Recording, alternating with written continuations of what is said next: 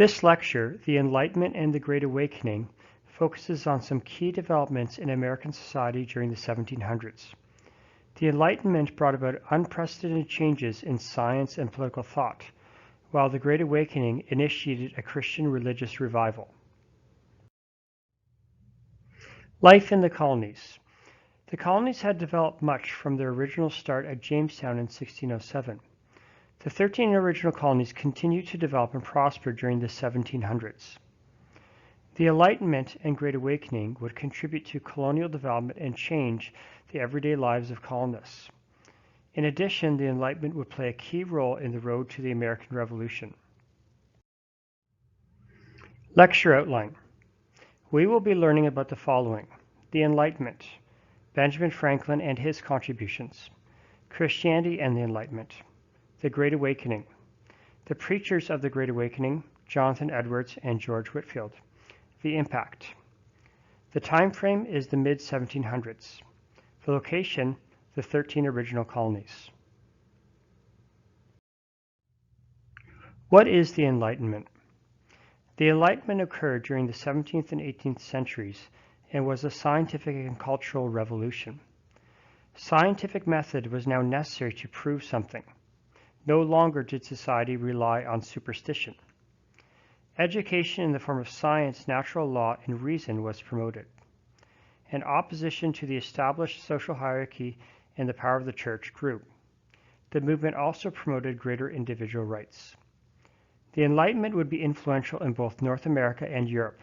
These new ideas have helped to form the world we live in today. The impact on the colonies. The curriculum in schools and universities began to reflect the developments of the Enlightenment. The fact that you're in school learning about science is the result of the Enlightenment. Away from schools, many individuals began to make their own scientific discoveries, like Benjamin Franklin. The areas of calculus, chemistry, electricity, geology, and astronomy were all areas of study furthered by the Enlightenment. In addition, the democracies of the West were established on enlightened political ideals. Benjamin Franklin was an incredible individual who defined the Enlightenment.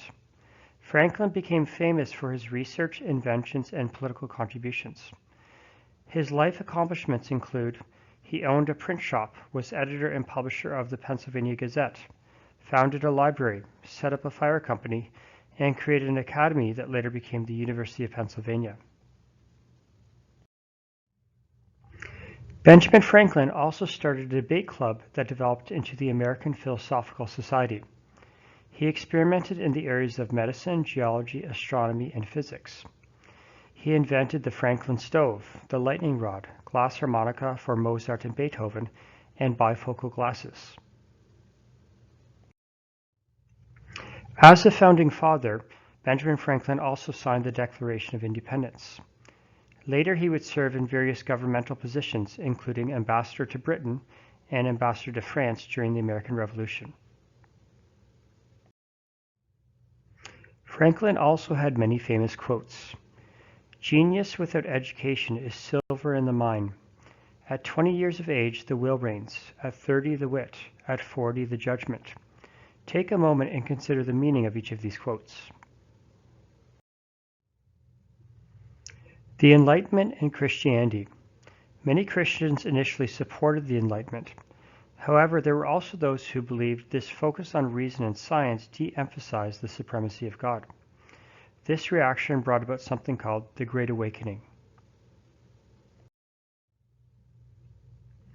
The Great Awakening took place between the 1730s and the 1770s, and was a reaction to the promotion of science and reason within society. A number of Christian leaders, including Jonathan Edwards and George Whitefield, felt people were backsliding.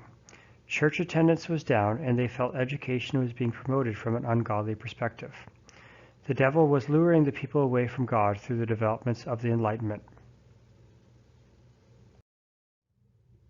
The two most prominent preachers of the Great Awakening were Jonathan Edwards and George Whitefield. Jonathan Edwards. From 1734 to 1735, Edwards, a Congregationalist minister with Puritan ties, started a revival in his church. He felt licentiousness for some years greatly prevailed among the youth of the town. There were many of them much addicted to night walking and frequenting the tavern, and lewd practices wherein some by their example exceedingly corrupted others.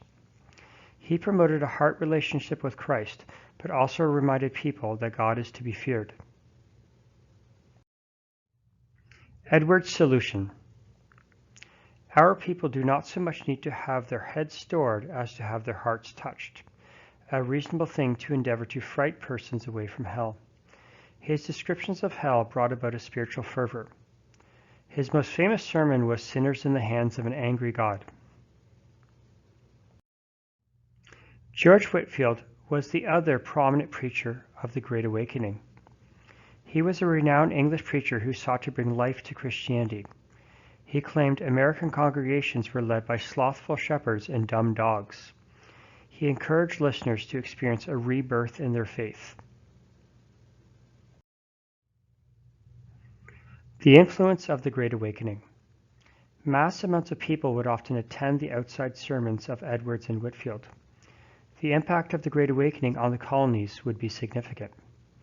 It brought about a recommitment to Christianity, split existing churches, thereby creating new denominations, ended Puritanism, strengthened opposition to slavery, and resulted in the creation of denominational schools.